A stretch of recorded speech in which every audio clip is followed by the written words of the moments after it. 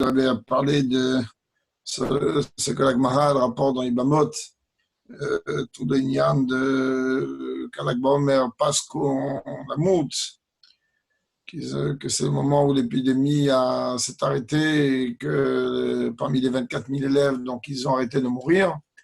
Et Sichot, il y en a plusieurs. C'est là, de ce que je me rappelle, je ne me semble pas qu'on l'ait étudié, puisqu'il y en a plusieurs. Donc, je n'ai pas repris une sirah qu'on a l'habitude donc, de voir et donc d'étudier.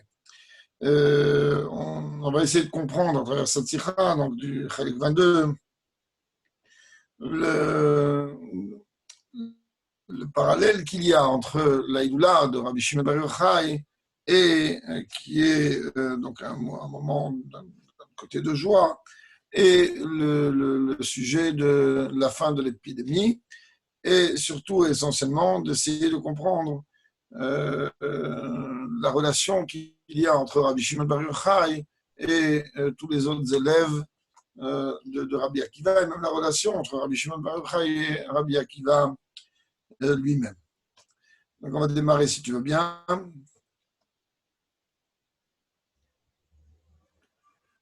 J'envoie le texte. Oui, si tu veux, moi je l'ai, mais bon, ceux qui ne l'ont pas, peut-être c'est bien de... D'accord. Donc le texte est là. Voilà. C'est bien ça? Parfait. Non. Donc on y va. בעניין השמחה בל"ג בעומר מובאים כמה טעמים ומהם lorsqu'on s'intéresse du fait que le jour de Lag BaOmer est un jour de joie, sont rapportées plusieurs raisons, et parmi les raisons qui sont rapportées, on va citer premièrement Aleph, Talmidei Rabbi Akiva shometu mipi sarvat atzeret pasku milamut. La Gemara rapporte dans Yebamot, à la page 62 bête, que les élèves de Rabbi Akiva, les 24 000 élèves de Rabbi Akiva qui ont commencé à mourir pendant la période depuis Pessar jusqu'à Shavuot, si on peut dire, eh bien, à ce moment-là, le jour de Lag BaOmer, ils ont arrêté de mourir parce que la mout. Bête, donc à partir du moment où le jour de Lag BaOmer, il n'y a plus de mort, d'épidémie, alors très bien, c'est un jour de joie. Deuxième point, Zéou Haïloula chez Rabbi Shimon Bar Yochai, c'est le jour de la Haïloula de Rabbi Shimon Bar Yochai, Yom Nistalkuto, donc chez Rabbi Shimon, le jour où il a rendu l'âme, si on peut dire, et lui, il a demandé que le jour de sa Haïloula, alors il faut se réjouir. On a déjà parlé maintes fois que c'est l'une des rares, pour ne pas dire seule Iloula, qui réunissait, cette année c'est un peu plus compliqué, autant de gens, et autant de gens de différentes catégories à se réjouir de ce moment-là. Je dis cette année c'est un peu différent, ça ne veut pas dire qu'il y aura moins de joie. Ça veut dire qu'au lieu d'aller chez Rabbi Shimon, c'est Rabbi Shimon qui vient à la maison. Donc c'est une dimension peut-être encore plus grande. Et si Bezrat Hashem, on méritera la Géoula tout de suite, alors automatiquement la joie sera encore plus grande puisqu'on sera tous au troisième Beit Hamikdash avec Rabbi Shimon Bar Yochai à notre tête. Donc, quand la Inyanim, Torah, Medouyakim, Nichlutin, on sait très très bien que tous les sujets de la Torah sont extrêmement précis. Et on est forcé de dire qu'il y a oui un lien intrinsèque entre ces deux événements, c'est-à-dire la fin de l'épidémie et la Iloula de Rabbi Shimon Bar Yochai. Mais c'est l'écart chez Rabbi Shimon Bar Yochai ou Talmidou chez Rabbi Akiva.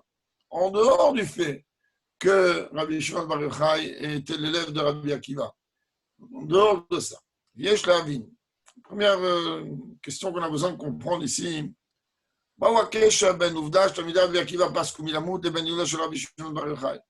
relation il y a entre le fait que à Lag BaOmer, les élèves de Rabbi Akiva, l'épidémie s'est arrêtée, donc ils sont arrêtés de mourir, et la gloire de Rabbi Shimon Bar Yochai. A priori, comme chacun peut le comprendre, puisque Rabbi Shimon est un élève de Rabbi Akiva, et qu'on me demande ici de me réjouir du fait que l'épidémie qui a frappé les 24 000 élèves de Rabbi Akiva s'est arrêtée à ce moment-là. Alors, on a ici un antagonisme. D'un côté, tu me dis l'épidémie s'est arrêtée, donc on se réjouit. D'un autre côté, tu me dis, Rabbi Shimon Bar Yochai, il a quitté ce monde. Ce que Rabbi dit ici, Rabbi Shimon Bar Yochai, Echad Mechamishat Tamid Rabbi Akiva, Shonot Ubachayim, Vehem, Emidut Torah. Rabbi Shimon Bar Yochai, lui, il faisait partie des 5 élèves qui sont restés de Rabbi Akiva. Et eux, ils ont permis, comme la Gemara explique là-bas dans les Bamot, à ce que l'enseignement de leur maître puisse continuer et d'une façon très particulière. Klomar, Simcha, Kar, Shtamida Rabbi Akiva, Paskum Ilamut. רק באומר, הוא היום שבו רבי שמעון בר יוחאי ותלמידים אחרים, אחרונים של רבי עקיבא, נותרו בחיים, וזהו איפה מסתלק רבי שמעון בר יוחאי. Ça veut dire que la joie du fait que les élèves de Rabbi Akiva ont cessé de mourir, on le retrouve le jour de l'Akba Omer, et c'est le jour donc auquel Rabbi Shimon Bar Yochai, lui, a continué avec la poignée d'élèves qui sont restés à pouvoir transmettre les enseignements du maître. C'est complètement le contraire de la Istalkut. C'est complètement le contraire du fait de dire que c'est ça Iloula. Et je te marche dans les Kachou, première explication que le Rabbi apporte.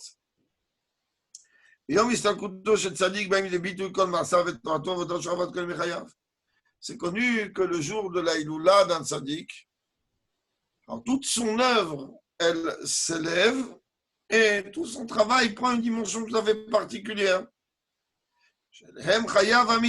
Parce qu'en vérité, c'est quoi la véritable vie, comme une fois on a parlé à Yudjad, etc. de ça. C'est quoi la véritable vie d'un tzaddik? Ce n'est pas sa vie physique, ce n'est pas sa vie matérielle, mais c'est l'enseignement qu'il a propagé, l'enseignement qu'il a donné, c'est Torah Mitzvot, ça toute sa vie. Donc, le jour de l'Aïdoula, puisque toute cette dimension-là, elle s'élève, alors automatiquement, ça veut dire que le jour de l'Aïdoula, alors automatiquement toute l'œuvre de Rabbi Shimon Bar Yochai s'élève à un niveau tout à fait particulier et tout cela s'exprime et brille d'une façon dévoilée. כיוון שהעבודתו של רבי שמעון בר יוחאי הייתה להפך מכבדה לתלמידי רבי עקיבא שמתו, הייתה זו עבודה שגרמו לפסקו מלמות. Et étant donné que le service de Dieu de Rabbi Shimon Bar Yochai était donc contraire à celui des 24 000 élèves, puisque lui, il est resté en vie et les 24 000 élèves sont partis. Donc, automatiquement, son travail à lui, par sa grandeur et par sa spécificité, a fait en sorte que, ils arrêtent de mourir, que de la langue, comme on a vu, la reine. Donc, tu comprends, chez Yom et Iloula, car cherche les moutons avodato meira begilou, Yom chez vous, parce que là, et donc, automatiquement, le jour de Saïloula, puisque tout le travail de Rabbi Shimon Bar Yochai, qui était un travail différent des 24 000 élèves, il a trouvé sa plénitude. Et donc, automatiquement, ça a engendré que les élèves de Rabbi Akiva ont arrêté de mourir. Je l'avine, mais on a besoin quand même de comprendre. Sur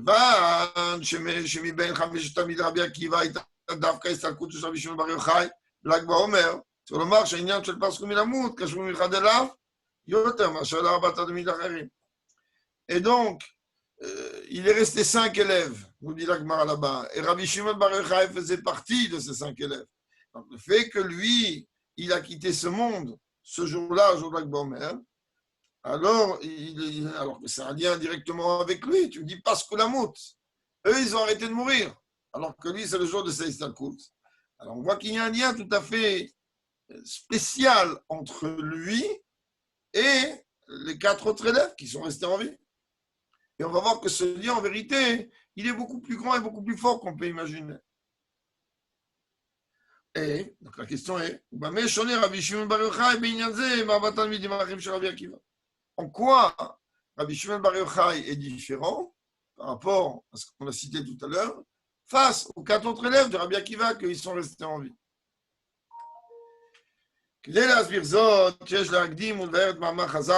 Alors on a besoin de revenir dans cette fameuse Gemara là-bas dans les Bamot. Rabbi dit, pour qu'on comprenne ça, on a besoin de revenir là-bas dans le Talmud. Le Baal Gemara dit que les 24 000 élèves de Rabbi Akiva n'ont pas donné le kavod nécessaire l'un à l'autre. Et ça, le Rabbi dit, c'est étonnant, j'ai répété, il y a plusieurs sirotes sur ça, il y a toute une sirote, le Rabbi développe énormément cette nekuda, mais ici, il va juste amener une petite nekuda et passer à autre chose, ce n'est pas la tournure de la sikha. Mais quand même, la question, il la pose. Il dit, 24 000 élèves, ils quitté ce monde parce qu'ils n'ont pas donné le kavod l'un à l'autre. C'est étonnant. Qui va au Balamamar, comme on l'a vu dans Parashat Kiddushin, Rashi rapporte, lorsque la Torah nous dit il dit Rabbi Akiva Omer, Zeklal Gadol Batorah. On entre à nous dire qu'ici, c'est un principe fondamental de la Torah. Et à partir du moment où c'est un principe fondamental de la Torah, que ça yitachen, Shitamidav, Torah Temet, Mechana Otam Talmidei Rabbi Akiva, c'est pas quelqu'un qui est venu dire non, tu sais, ces gens-là, c'est des gens bien, c'est les élèves de Rabbi Akiva, c'est des gens très bien. La Torah, elle les appelle les élèves de Rabbi Akiva. Et à partir du moment où la Torah les appelle les élèves de Rabbi Akiva, si moi je suis l'élève d'un maître, et que la Torah, elle me pointe du doigt, qu'elle me dit je suis l'élève de ce maître, la première chose que la Torah elle veut dire par cela, c'est que moi je suis l'exemple de ce que le maître voudrait que je sois comme élève. C'est-à-dire quelqu'un qui véhicule l'enseignement du maître d'une façon extrêmement précise. Et pour ça qu'on m'appelle l'élève du maître. Là, la Torah, elle vient dire qu'il y a 24 000 élèves. Ces 24 000, ils s'appellent les élèves de Rabbi Akiva. Ça veut dire que tout leur comportement, il est essentiellement basé, ils vivent essentiellement l'enseignement de Rabbi Akiva, dont le principe fondamental dans son enseignement, c'est tu aimeras ton prochain comme toi-même. Et sur eux, tu viens me dire, ils n'ont pas donné le kavod qu'il faut l'un à l'autre. L'une des explications, comme on va expliquer dans une autre sikha, elle est chaque élève de Rabbi Akiva, étant donné que c'était lui un géant, et donc c'est quelqu'un que lui, il est capable de comprendre l'enseignement du maître dans une profondeur très particulière. Chacun, il comprenait l'enseignement comme il se doit, à sa manière. Et de cette manière-là, alors, il servait Dieu. Il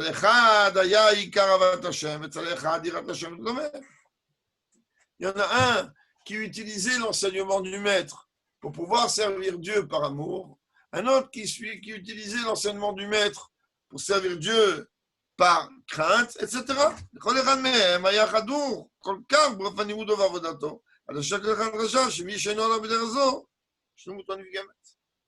Rabbi, il dit, chaque élève était tellement imprégné en profondeur de l'enseignement et de la mise en application de ce que le maître lui demandait. Ils étaient tellement investis là-dedans qu'automatiquement, chacun était persuadé que celui des élèves qui ne se comportait pas de cette manière, eh bien, automatiquement, c'est un élève qui a un problème. Il n'applique pas les enseignements du maître comme il se doit. C'est-à-dire que leur façon d'appliquer l'enseignement du maître, il est entaché.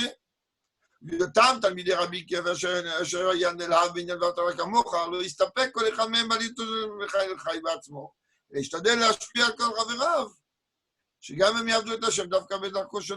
donc, si je suis un élève de Rabbi Akiva et que toute ma vie à moi, elle est basée sur cet enseignement principal, qui est tu aimeras ton prochain comme toi-même, est-ce que je vais me contenter, moi, devenir juste, étudier l'enseignement de mon maître, mettre en pratique les enseignements de mon maître et laisser un élève de Rabbi Akiva faire les choses d'une façon qui sont fausses. Pas du tout. Et ma base à moi, hein, et tu aimeras ton prochain comme toi-même. Ça veut dire quoi, comme ma base, et tu aimeras ton prochain comme toi-même? Ça veut dire que je ne peux pas laisser mon prochain avoir un comportement qui ne correspond pas, selon mon opinion à moi, à l'enseignement de Rabbi Akiva, l'enseignement du maître. Seulement, on a affaire à des élèves de Rabbi Akiva. Ça veut dire qu'on a affaire à des gens qui sont d'une grandeur tout à fait particulière. Et lorsque les autres élèves n'acceptaient pas la façon de voir, de comprendre l'enseignement de Rabbi Akiva qu'un autre élève véhiculait, alors automatiquement, parce qu'ils étaient sûrs et certains que leur manière à eux de voir était la vraie. Donc automatiquement, si quelqu'un vient me voir, il me dit mais non, t'as pas compris, c'est pas ça que Rabbi Akiva il veut. Rabbi Akiva, il a dit ça et ça veut dire ça, c'est comme ça qu'il veut faire.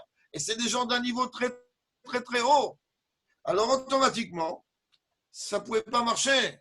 Parce que chacun étant persuadé à 100% et à juste titre, ils avaient les épaules assez larges pour l'être, que son derrière était le bon.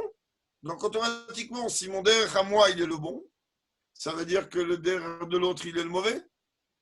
Et à partir de là, le kavod, il ne peut pas être donné comme il se doit. Bien, tu as un bête. Et tu vas me dire, ok, j'aurais pu faire semblant. Il n'y a pas de semblant. Un homme droit, un homme vrai, c'est un homme qui parle avec la bouche. Il dit je t'aime et derrière toi, il te fait je ne sais pas quoi. Là, je me rappelle Vrat Belev. ויכול להיות ביניהם רגש אמיתי של הכבוד זה לזה, כיוון שדעתו הוא מה השלמות של עבודת השם אצל חברו. Et donc, il ne pouvait pas être émettre. Laisse là, on va arriver très vite à la page. Laisse ici. Et donc, il ne pouvait pas manquer de respect à l'autre, je préserve, mais il ne pouvait pas aimer l'autre, respecter l'autre à sa juste valeur, tout en étant persuadé que l'autre se trompe dans la façon de comprendre l'enseignement du maître. Et donc, puisqu'il y a un manque dans la perfection de l'enseignement du maître chez l'autre, donc que je le veuille ou non, je ne vais pas pouvoir le voir et l'aimer de la même manière. Et donc, תלמידי רבי עקיבא מובן שאופן זה של עבודתם להיות חדורים כל קו ודרך העבודה שלהם, עד כדי אי קבלת אפשרות של שלמות, גם בדרך אחרת, יש לו שורש גם בעבודה של רבי עקיבא עצמו. Alors maintenant tu me dis, mais je ne comprends pas, toute la base de l'enseignement de Rabbi Akiva, c'est que tu aimeras ton prochain comme toi-même. Il dit, bah, justement, par le fait que oui, ils sont les élèves de Rabbi Akiva, et que tout leur enseignement à eux, c'est d'aimer notre prochain comme nous-mêmes, alors ça doit aller jusqu'au fait qu'on ne peut pas accepter la possibilité que la shlemut, que la vision parfaite de l'enseignement du maître, elle peut être véhiculée d'une façon différente. Même ça, ça fait partie de l'enseignement de Rabbi Akiva. Comment? Rabbi Akiva Raikol Yamav Bitchuka Leïnyan Shem Sirus Nefesh. Rabbi Akiva, toute sa vie, c'était Mesirut Nefesh. Mais lui, ça va beaucoup plus loin. Il y a un sipur dans la Gemara que Rabbi va amener dans Brachot. כבסוף ברבי גמרא, שרבי עקיבא אמר לתלמידיו, כל ימיי הייתי מצטער מתי יבוא לידי וקיימנה. Que toute sa vie, Rabbi Akiva, il priait Dieu quand est-ce qu'il va pouvoir donner sa vie pour Dieu. L'événement qui rapportait là-bas, c'est qu'au moment où on était en train de déchirer la peau de Rabbi Akiva, avec que les Romains étaient en train de le tuer de cette manière, alors il était en train de dire Shema Israël et il est rallongé dans le Echad. Et tant que lui était en train de dire Shema Israël, donc c'est les chemins, il ne pouvait pas quitter le corps. Les élèves, ils ne comprenaient pas. Ils disaient, mais quoi pourquoi tu rallonges? C'est le moment de faire des cavalotes maintenant la tila. Elle a dit, mais toute ma vie, moi, toute ma vie, je demandais à Dieu, je vais faire Messirut Nefesh comme il a fait Abraham. Je veux Messirut Nefesh. Je veux ce Messirut Nefesh-là. Et il dit, maintenant que la chose elle arrive à mes mains, vous voulez-vous m'empêcher de faire Messirut Nefesh? Oui, moi, je donnais ma vie pour Dieu. Et donc, Messirut Nefesh makifa vechoderet l'adam kulo. Et Messirut Nefesh, je ne sais pas qui veut venir donner son petit doigt à Dieu. C'est tout entier. Shadam nimtza ba'avoda shel Messirut Nefesh. Ein shum koach oprat ben nafsho shel chazon Messirut Nefesh. Lorsqu'un homme, tout son service de Dieu, il est Messirut Nefesh, il n'y a pas le moindre membre du corps, ou le moindre sens, ou la moindre force qu'il y a dans le corps, qui n'est pas imprégné de Messirut Nefesh. Ça, il est tout de la tête aux pieds. Et donc, si on est en train de parler, comme ça on parle, qu'on a affaire ici à des élèves de Rabbi Akiva, ça veut dire que tout entier, ils sont totalement imprégnés que par ce עניין de Messirut Nefesh. הם קיבלו מרבי עקיבא שהוא כזו למסירות נפש, ולכן כל עניין בעבודת השם יחדו וסתם מסירות נפש, והשפיע וחדה את כל מציאותם. Ça veut dire que puisqu'ils ont reçu ça de Rabbi Akiva, que lui, toute sa vie, c'était quand est-ce qu'il va être capable de pouvoir donner sa vie pour Dieu. Donc eux, tout leur service de Dieu, ils n'étaient emplis que de ce inyan-là de Messirut Nefesh, de don de soi. הם התמסרו לעניין זה בכל ליבם ונפשם עד כדי כך שהם הכל באותה שעה לשום עניין אחר. Ça veut dire qu'il n'y avait pas dans leur esprit autre préoccupation que celle d'être prêt de donner totalement leur vie pour Dieu à travers le fait donc de l'enseignement, de l'étude de la Torah et de l'accomplissement des mitzvot. למרות זאת, malgré cela, Billy התרשם במעלה הגדולה של עבודתם. Rabbi dit, on ne va pas maintenant rentrer dans les détails, est-ce que leur service de Dieu était grand ou pas grand, c'est clair qu'il était gigantesque. לא היה זה בשלמות לפי הכוונה הראויה. A priori, ce n'était pas aussi parfait que ça par rapport à ce qu'on attendait d'eux. עבודה זו של מסירות נפש בלבד מביאה את תלמידי רצון. Si quelqu'un il veut servir Dieu que de Messirut Nefesh, alors il va arriver à quoi? Il va s'élever, Ratson. Ça veut dire, Ratson natzet mina olam, la guerre de Baruch b'mikot nefesh. Mais si tu es prêt à vouloir donner ta vie pour Dieu, ton seul désir, Dieu préserve, c'est de rendre l'âme à Dieu. À n'importe quel prix. Même si pour eux, le Rabbi il dit, mais le dégesh, pour eux, c'est un niveau très haut. Avodah mitom Messirut Nefesh, servir Dieu, pardon de soi. C'est pas la kavana dans son sens parfait. Il y a kavana, il y en a eu. Chez Messirut Nefesh, il y a ratso. Terez, tu as le chouv. La volonté de Dieu, elle est, comme on l'a déjà vu plusieurs fois. Il y a ratso, mais il y a chauve. Il faut t'élever dans les niveaux les plus hauts. Mais n'oublie pas que le but, il est de prendre ce qu'il y a besoin de prendre dans le niveau le plus haut. Hors de tout, on va le bekim de tikkun. Il faut le redescendre en bas. Le but, il n'est pas de rester là-haut. אפשר את אלוקות למטה, ולכן, ולך פתאום מגיעים דווקא באמצעות עבודה מסודרת, שהפיתה ודעת. מסירות נפש, ça n'a pas de calcul. Si je donne ma vie pour Dieu, je ne vais pas calculer. Quand Abraham, ils ont voulu le jeter à la fournaise, il n'a pas demandé c'était quoi la température du four. C'était un petit peu plus ou un petit peu moins. Il n'a pas demandé une chose pareille. Mesirout Nefesh, il va mourir, peu importe comment il va mourir. Il dit, il faut qu'on comprenne bien que le sujet de Messirut Nefesh, c'est un sujet très bien, mais la shlemut, elle n'est pas de donner sa vie vraiment. La shlemut, elle n'est pas de mourir. La shlemut, c'est d'être prêt à vouloir donner sa vie pour Dieu, c'est-à-dire de servir Dieu à n'importe quel prix, même au prix de sa vie. Mais le but, il est quoi? Le but, il est de rester en vie. Le but, il est de rester en vie et de continuer le travail d'une façon mesouda, d'une façon régularisée, réglée, avec un intellect. Et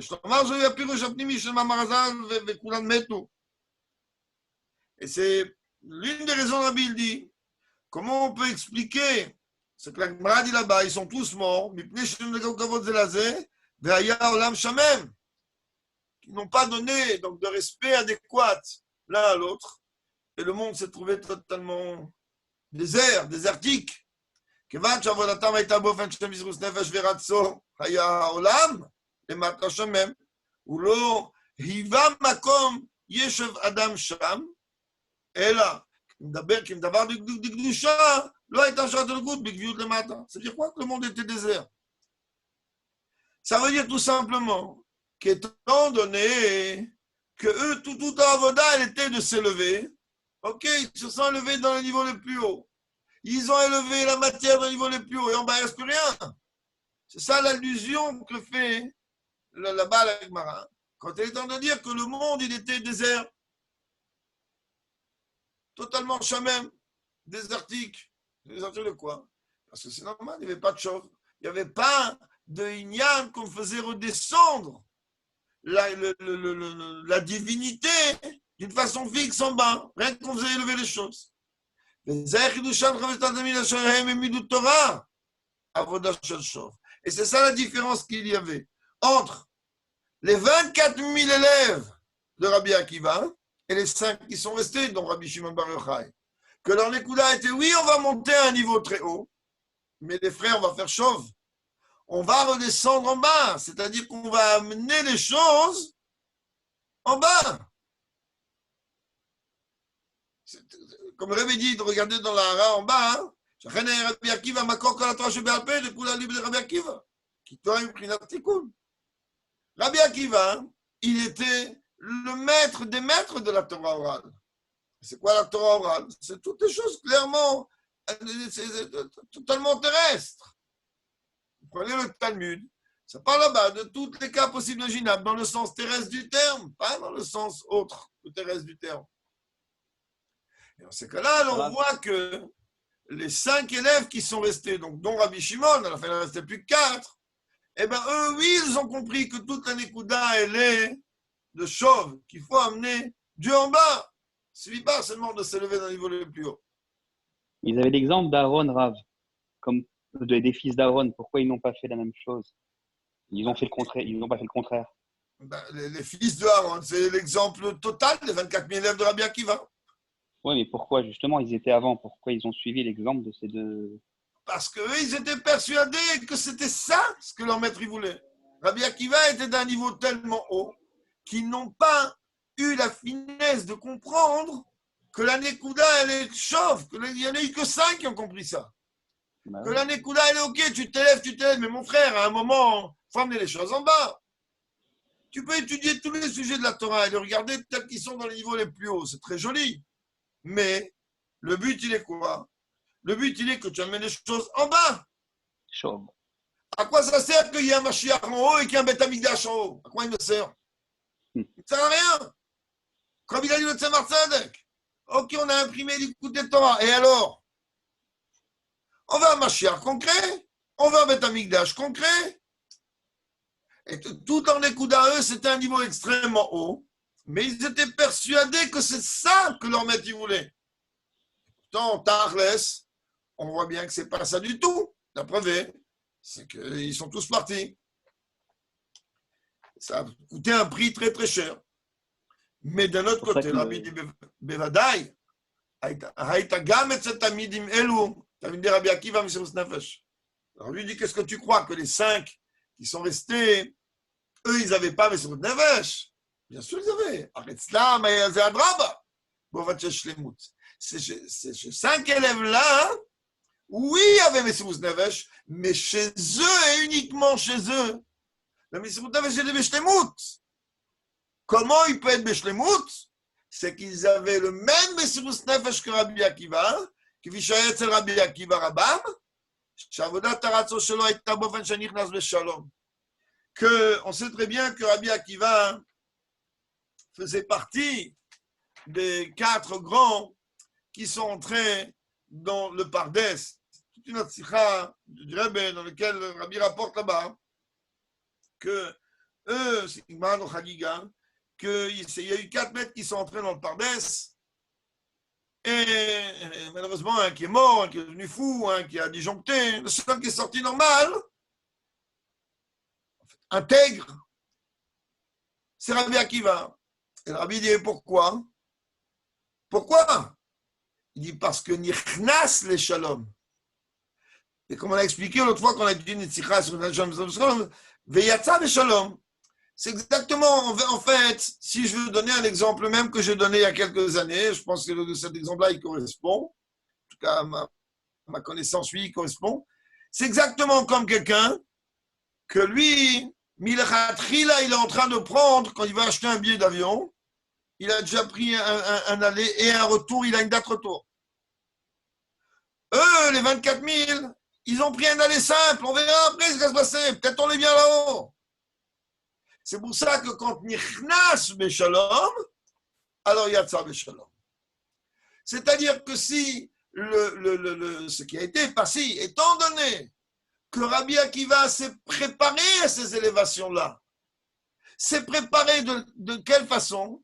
De façon à se dire le but d'aller monter dans ce niveau, il est pour les redescendre en bas, pas pour rester kiffer là-haut. Parce que là-haut, c'est dangereux, les frères. Là-haut, c'est très dangereux. N'importe qui peut se faire avoir en haut. Le Barditchover, le Rebbe Rayatz, tout le monde peut se faire avoir là-haut. Là-bas, ils ont des outils pour embrouiller tout le monde. Alors, quand quelqu'un il est nichnas beshalom, alors yatsa beshalom. C'est déjà au départ, c'est déjà programmé dans l'esprit. J'ai pris un aller-retour. Ça veut dire que chaque instant où je suis là-haut, je suis déjà en train de compter le compte à rebours quand est-ce que je vais retourner en bas. Ce qui n'était pas le cas de tous les autres élèves de Rabbi Akiva. Rabbi Akiva, lui, סירוס נפש הרצו שלו הייתה מלכתחילה, כאשר נכנס באופן של שלום, באופן שהגיע לאחר גם יצא בשלום. Depuis le début, il s'est dit, moi j'ai une connexion en bas. Mon but à moi, c'est en bas, c'est pas en haut. En haut, je sais que je vais prendre un tas de choses. Je vais prendre des outils les plus merveilleux, mais les frères, j'ai pas envie de rester en haut. J'ai un autre boulot, moi. Mon boulot à moi, il est en bas. Ah, c'est risqué. Il faut faire un sirus nefesh. Il n'y a pas de problème. Je sais que c'est risqué. Je rentre dans une zone dangereuse. Mais ce Messirus Nefesh là, je le fais avec un but. C'est celui de redescendre. Pas de rester. Les autres, ils sont partis à l'aventure. Advienne que pourra. Et donc, advienne que pourra, on leur dit, il n'y a pas de problème. Bienvenue au club. Ils sont restés là-haut. Ce qui n'est pas le cas de Rabbi Akiva. רצונו להתעלות על הקדוש ברוך הוא בכלות הנפש שלו שהוא מגבר לה, הביא אותו לידי תוספת של חיות עד כדי שלמות בעבודתו שם שעת הלכות למטה. Et donc lui il a compris, on est à la page suivante, lui il a compris, Rabbi Akiva, que c'est quoi le ratson de Dieu? Le ratson de Dieu, c'est que la neshama elle kiffe là-haut, c'est kiffe là-haut, laisse là-haut. Elle est descendue dans un corps. Et à partir du moment où elle est descendue dans un corps, le but, elle est qu'elle travaille dans ce corps. Ah, elle a besoin d'outils. Ah, elle a besoin de matériaux ultra perfectionnés. Elle a besoin de Zoom. Elle a besoin d'ordinateur. Va les chercher. Mais n'oublie pas, hein. Mechela, Oui. j'ai une question alors. Non.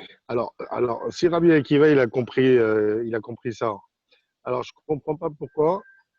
Lui qui aurait pu se défendre et ne pas être tué de cette manière-là, si le but c'est d'être en bas, alors en quoi c'est un Messurot Nefesh de se laisser Il ne sait pas. Rabbi Akiva, il n'avait pas de choix.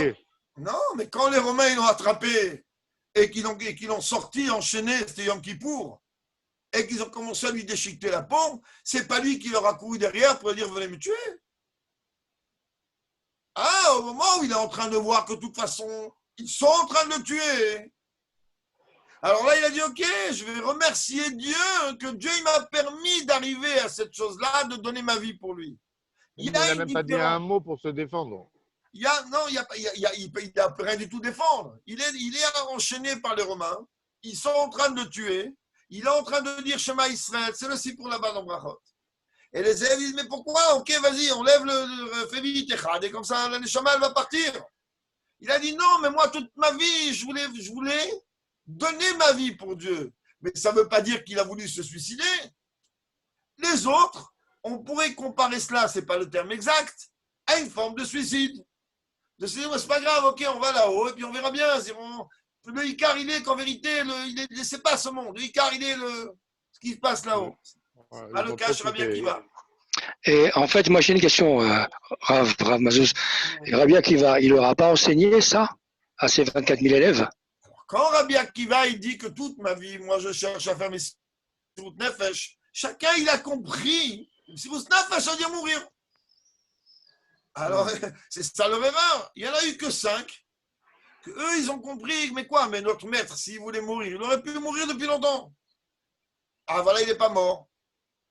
Il a fait quoi? Toute sa vie, il a continué à diffuser la Torah, à avancer la Torah, mais en se disant, si le jour où je dois partir, je veux partir dans une façon de Messirut Nefesh. Et pas à 122 ans dans mon lit allongé.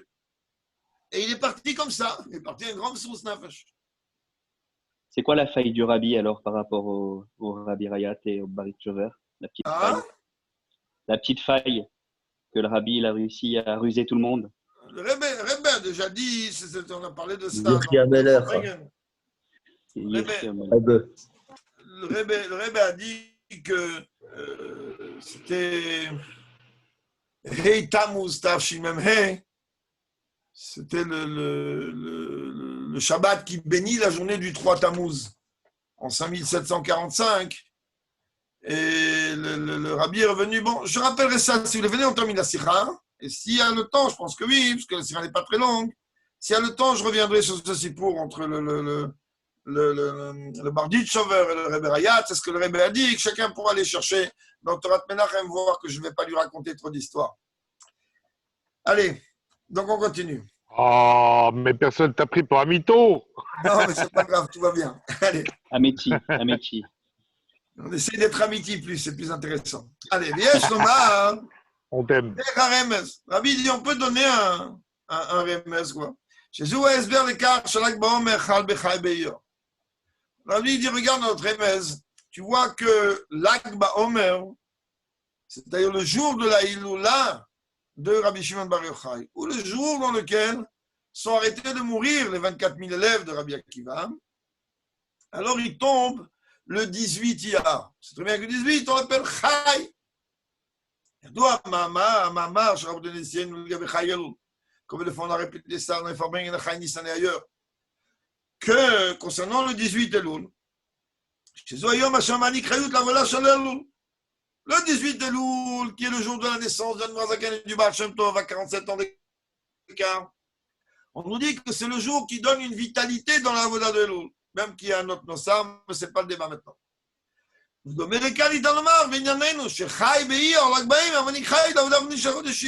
18 de chaque mois, il donne une vitalité au service de Dieu du mois. Et donc, le 18 Iyar, donc le jour de l'Ag Baomer, il donne une vitalité à tout le service de Dieu spirituel qui est lié avec le mois de Iyar. Qu'est-ce qu'il a le mois de Iyar comme service de Dieu spécifique? L'explication est quand on regarde les 2 mois de Nissan et de Iyar, on sait que Nissan, c'est connu que le mois de Nissan, il est appelé Chodesh Harishon, il est lié à travers la première sphira qui est le Chesed. Alors que Iyar, il est le 2e mois, et bien si le 1er mois c'est Chesed, forcément que le 2e c'est Gvura. Chez eux, les Kesher, je vais me dire à Tamid Rabbi Akiva, les Mer Sphira, chez Karambecho de Shia. On voit que quoi? Que les élèves de Rabbi Akiva sont partis essentiellement pendant le mois de Iyar. Et le mois de Iyar, lui, il est lié avec donc la Sphira, qui a Vodatre de Shia et Bekava Gvura. Parce que tout le mois de Iyar, c'est quoi? C'est Gvura. C'est quoi Gvura? Goura, c'est comme le feu. C'est quoi le feu? C'est aller du bas vers le haut. C'est-à-dire tout le travail des élèves de Rabbi Akiva. Ratso, on veut se lever, peu importe le prix. On veut prendre un aller simple. Balak Omer, voilà que l'Akba Omer, il arrive en plein milieu du mois de Iyar, ou un peu plus que le milieu, le 18 Iyar. Et il dit, Chevre, Ratso, c'est exactement ce que le maître il veut. Mais attention, Ratso tout seul, c'est pas ça que le maître il veut. Il faut une vitalité. Chez Ratso va lo iou bofen mavili de la mout. Voilà le Le but, il n'est pas de mourir. Vous voulez quoi? Vous voulez penser qu'à vous? Vous voulez monter, vous élever et laisser le monde désertique sans Torah et la drama. Mais Bichayut Bavodazo, chez David Davoda Shov, il dit, mais attention, on rentre pas, on monte pas comme ça dans le train, on monte pas comme ça dans l'avion, on monte pas comme ça dans une fusée, alors qu'à eux. Il faut que tu saches que tu as besoin de te préparer psychologiquement, c'est une façon de parler, de comprendre où tu vas. Et à partir du moment où tu sais que le but, il est que tu dois revenir, alors ton approche, comment tu vas rentrer dans le moyen de locomotion qui va te faire élever, depuis le début, tu vas dire attention, moi je suis attaché en bas. Nichnas Beshalom, Yotze Beshalom. Ça, c'est quand tu es Nichnas Beshalom que tu peux être Yotze Beshalom. C'est quoi Nichnas Beshalom, le Rabbi il dit? C'est que tu as le billet retour dans les mains. Tu sais pourquoi tu t'en vas, tu sais pourquoi tu rentres. Tu rentres pour aller chercher quelque chose que tu dois ramener. Pas tu rentres à l'aventure n'importe où en disant je vais kiffer là-haut. Et c'est ça leur erreur. Et c'est pour ça que le Rabbi il dit que Chai Iyar, c'est justement cela que Baomer il dit pas aux élèves de Rabbi Akiva vous êtes plantés. Il dit aux élèves de Rabbi Akiva votre erreur elle est que vous n'avez pas pris de billet retour, vous n'avez pas mis une shlemout dans cette élévation. Car la shlemout, vous n'avez pas utilisé, vous n'avez pas tiré l'enseignement des enfants de Aaron. Vous ne comprenez pas que c'est un problème. C'est vrai que c'est très attrayant là-haut. Mais c'est très attrayant. Pourquoi? Pour une neshama, pas pour une neshama qui est dans un corps. Et quand Dieu il veut qu'elle soit dans un corps, elle doit rester dans le corps. Non. Enfin, et on voit que quoi? Que oui, Rabbi Shimon Bar Yochai est d'une façon dévoilée. Nous, on se plaint que ça fait 2 mois qu'on est confinés. Rabbi Shimon Bar Yochai est resté confiné pendant 13 ans. 13 ans, il était confiné. Dans une grotte. Nous, on est chez nous à la maison. Qui mieux que nous? Quand même qu'accomplir les mitzvot marciot, il ne pouvait pas. Nous, on met les tefilines. On accomplit les mitzvot marciot, mais il ne pouvait pas comme les 13 ans. Donc, il m'a rajouté mashmaouta la rouchanit. Et donc, pendant 13 ans, qu'est-ce qu'il a fait? Il a fait que ratso. Ça veut dire qu'il n'a pas élevé la matérialité. Donc, il n'a fait que quoi? Que s'élever pendant 13 ans. Alors, il aurait pu continuer le même chemin, le même kivoun des élèves de Rabbi Akiva. C'est-à-dire continuer dans ratso. Il était au top en plus. Et Dreyfus, 5 ans, il a été emprisonné. Pardon? Et Dreyfus, 5 ans, il était emprisonné, sans voir personne. Chacun avec sa chavila, comme on dit. Et donc, il aurait pu très bien dire, écoute, voilà, c'est ça le chemin. Voilà, 13 ans, il a étudié avec Elionavi, il a étudié avec qui il a voulu, on peut entrer dans toutes les pratiques maintenant. Il s'est élevé dans les niveaux les plus hauts et les plus merveilleux. Merveilleux. Continue comme ça. Mais ça. Non, mais en prison, je crois qu'on peut mettre les tefilines. Hein. Pardon? Non, mais là-bas, c'est pas un lien de prison. Ah, tu parles de Dreyfus. Je ne sais pas, ouais. Je sais pas si à son époque, il a laissé rentrer les tefilines. Aujourd'hui, ils ont la télévision, donc c'est autre chose. Et donc, Arzeatzmo évidi d'écart. Rabbi Rav GG, je suis à la dernière feuille, l'autre feuille. Donc, ça a amené que quoi? Ça a amené que la preuve est qu'il avait la tête sur les épaules, Rabbi Shimon Bar Yochai. Pourtant, il a atteint un niveau de ratso merveilleux. Il a atteint un niveau où, waouh, il s'est élevé dans les niveaux tellement hauts que aucune mise matérielle, il a accompli d'une façon matérielle. C'est vrai que le Talmud nous dit que beaucoup ont essayé. L'Alta, les Adam, ils n'ont pas réussi. Ils n'ont pas réussi. Le seul qui a réussi à faire ce boulot, c'est que Rabbi Shimon Bar Yochai. Mais Rabbi, il dit, la preuve, c'est qu'il avait tout à fait la tête sur les épaules. Et qu'il voulait, d'une façon concrète, oui, chauve, oui, amener les choses dans le monde. C'est que dès qu'il est sorti de la grotte, qu'est-ce qu'il a fait? Il aurait pu continuer à se dire, attends, moi, je suis sorti de la grotte, je vais continuer à trouver un autre endroit où je peux me confiner. Je me suis habitué au confinage ou aux confitures. Et dans ce cas-là, lui, qu'est-ce qu'il a fait? Il ne s'est pas éloigné des choses du monde. Elle allait faire le contraire.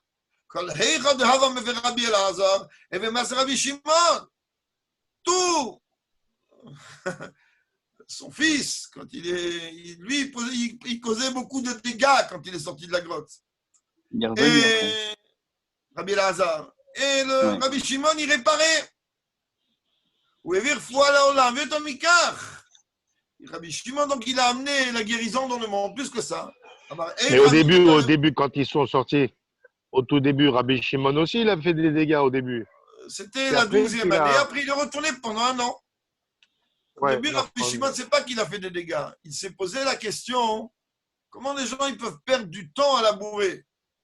Et quand il a posé un œil dessus, il les a rendus un tas d'os. Il les a rendus des squelettes. Il les a tués avec les os. Et à partir du moment où il les a rendus un tas d'os, il est reparti pendant un an. Il faut bien comprendre que c'est pas un ratso, il faut chauve. Rabbi Elazar, lui, quand il est sorti, il a aussi fait des dégâts. Mais bon, Hachem, Rabbi Shimon, il a réparé. Mieux que ça,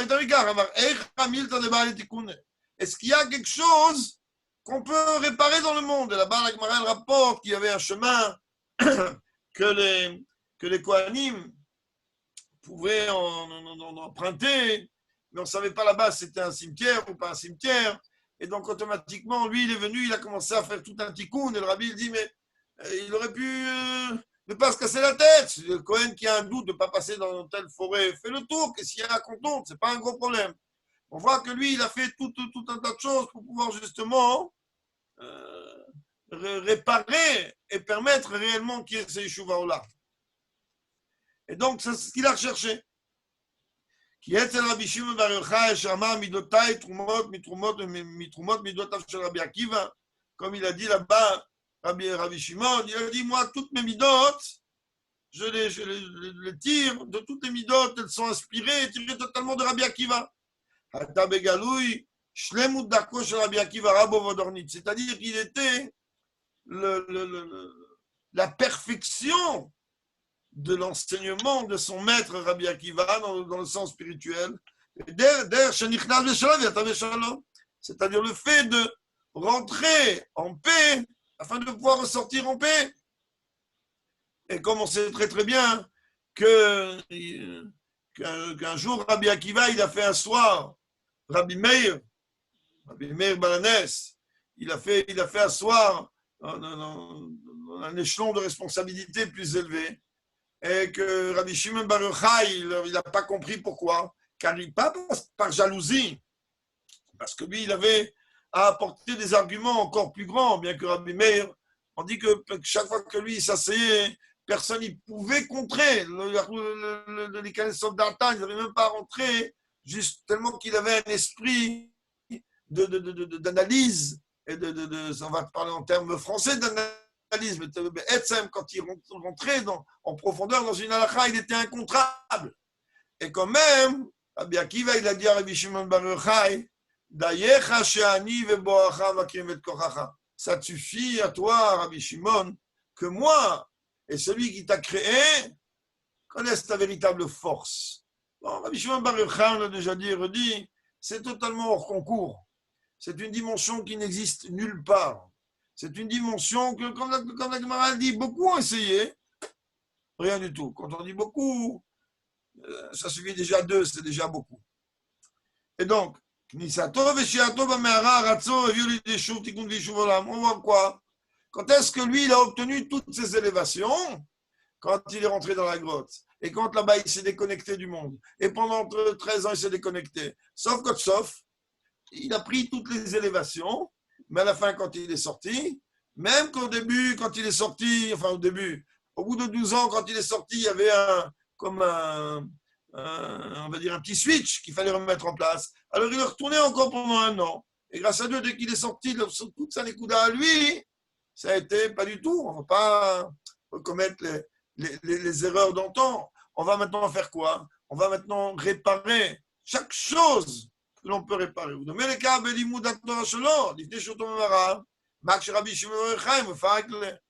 Alors, il y avait là-bas, on sait très bien qu'avant, on sait très bien qu'il y a comme on dit, avant Petarboug, après Petarboug, avant Tavresh Pezaïn, après Tavresh Pezaïn, on sait très bien que quand un tzaddik, il est emprisonné ou il rentre dans certaines limites, alors les enseignements qui viennent après, ils sont d'aucune commune mesure. Donc un niveau beaucoup plus fort, comme on sait très bien, Max Rabbi Shimon Bar Yochai Mefarek Leh, on sait très bien qu'avant de rentrer dans la grotte, alors Rabbi Shimon Bar Yochai, il avait son beau-père, Rabbi Pinchas Ben Yair, c'est ceux qui ont été à Tzfat, en bas du Harizal, il y a une tombe qui est ronde comme ça. Beaucoup tournent pour se marier là-bas, une Sgoula. Il y a une tombe qui est ronde là-bas. Rabbi Pinchas Ben Yair, c'est le beau-père de Rabbi Shimon Bar Yochai. On dit de lui que même son âne, lui, il ne broutait pas de l'herbe si le maaser n'a pas été prélevé. Kamouvan, il ne prenait pas d'un endroit privé, c'était du gezel. L'âne de Rabbi Pinchas Ben Yair. On imagine un petit peu qu'est-ce que c'est Rabbi Pinchas Ben Yair.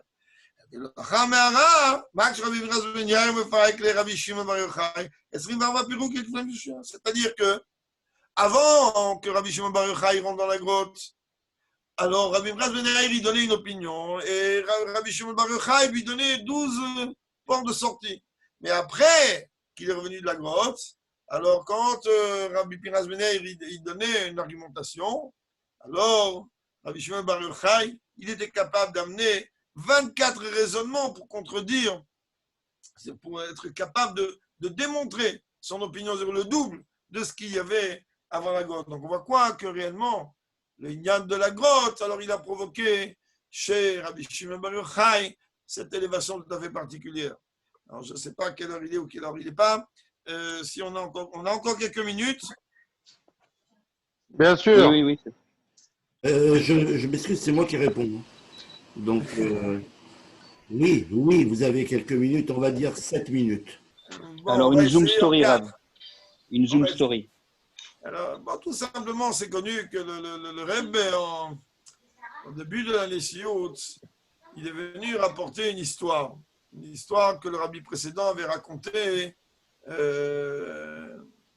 sur Rabbi Levi Tzara Berditchov. On sait très bien que lui est appelé, Rabbi Levi Tzara de Berditchov est appelé l'avocat du peuple, l'avocat à la défense du peuple juif. Et que lui, il a dit, c'est pas possible qu'on laisse comme ça Dieu ne pas amener la Géoula, c'est une chose comme ça, c'est intolérable.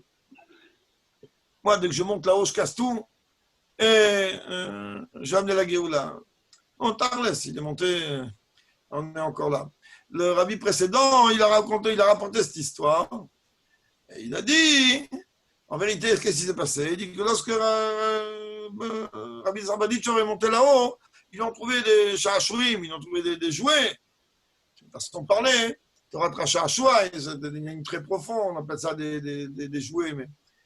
Alors, ils ont trouvé un moyen de l'embrouiller dans notre terme à nous. Il l'a embrouillé. Et à partir du moment où il l'a embrouillé, alors il est rentré au Gan Eden. Enfin, qu'est-ce qui s'était passé? C'est passé une chose simple. Quand il est arrivé là-haut, ils ont dit, OK, tu vas aller dans les plus hauts niveaux du Gan Eden. Il dit, moi, je ne bouge pas d'ici. Tant qu'on n'arrivait pas à la Géoula, moi, je ne bouge pas de là. Le Rebbe ne rapporte pas cette histoire. Cette histoire, il fallait funer pour la trouver. Mais on l'a trouvée. Je ne bouge pas de là. Alors, ils ont dit, oui, mais là-haut, c'est la Maïmet, une neshama comme la tienne. Elle doit rentrer dans Gan Eden. Il dit, ben, moi, je ne rentre pas tant que vous n'avez pas la Géoula en bas. Alors, qu'est-ce qu'ils ont fait? Ils ont essayé de lui faire du vice. Ils lui ont emmené, c'est une image, les portes du Gan Eden juste devant sa neshama, elles étaient ouvertes. Donc, comme tu vis, comme ça, il donnait un avant-goût. Regarde la bonne odeur qui sort du Gan Eden. Réa béni, Réa béni qui rachadé sur Hashem, comme il a dit Yitzhak sur Yaakov. Que lui, il connaissait très bien les bonnes odeurs, entre guillemets, ou pas guillemets, du Gan Eden. Et quand même, il dit, je rentre pas. Et à un moment, il a commencé à voir qu'il a commencé à avoir tout un revue ménage. Il a demandé qu'est-ce qu'il y a. Ils ont dit, maintenant, c'est le moment où Dieu, il va c'est une image, Dieu, il va passer, et on va dire la Gdusha. Allez, nous, la Gdusha, il est rentré. Il s'est fait avoir pour une Gdusha. Nous, ça fait 2 mois qu'on n'a pas pu dire une Gdusha. Une Gdusha. Il est rentré. Bon, la vie précédente a dit, là-haut, on lui a retrouvé des trucs. Mais il a dit, c'est sûr et certain que moi, je ne me laisserai pas avoir. C'est bon, le Rebbe, il arrive 35 ans après la Istakou du Rebbe Rayatz. On est en Tashimem He. On est le Shabbat qui élève la journée de Gimel Tammuz. On est He Tammuz. Et le Rebbe, il répète cette histoire. Quel rapport maintenant? Tu pourrais dire, ok, c'est éventuellement une semaine avant Beis Tammuz, la naissance du Rabbi Rayatz.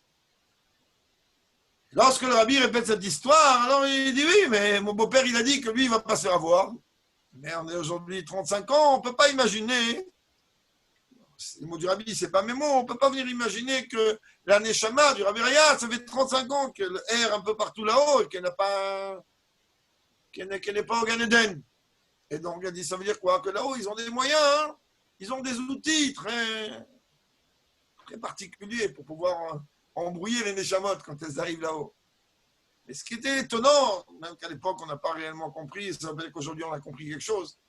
Mais le Rebbe a dit, alors la question qu'on se pose, si tu as besoin de parler de ça maintenant, la question qu'on se pose, Rabbi, il dit, c'est quel moyen on peut trouver pour ne pas se faire avoir. C'est-à-dire que peu importe ce qu'on va venir faire là-haut, on ne sera pas avoir. Et le Rabbi dit que j'ai cherché, le seul moyen que j'ai trouvé, pourquoi tu parles de ça maintenant? Le Shabbat qui est là, le Gimel Tammuz. Rabbi, le seul moyen que j'ai trouvé, c'est ce qu'on appelle un Neder al Da'at Rabim. Dans l'Halakha, quand quelqu'un il fait un vœu en présence publique, ce vœu-là, il ne peut jamais l'enlever. Même si tout le public est là, et c'est très compliqué, il ne peut pas l'enlever, c'est un Da'at Rabim. Donc le Rabbi, il dit, en faisant un Neder al Da'at Rabim, que peu importe ce qu'on va proposer à la Neshama, on ne rentrera pas au Gan Eden, alors ça fait qu'on ne se fera pas avoir. Et le Rabbi a passé à autre chose. Voilà a répété une fois quand il nous a informé du Beis Tammuz chez nous. Il a rappelé cette Nekuda. Et il a dit, de toute façon, quelqu'un lui a posé la question, mais quoi? Le Rabbi a dit, je promets.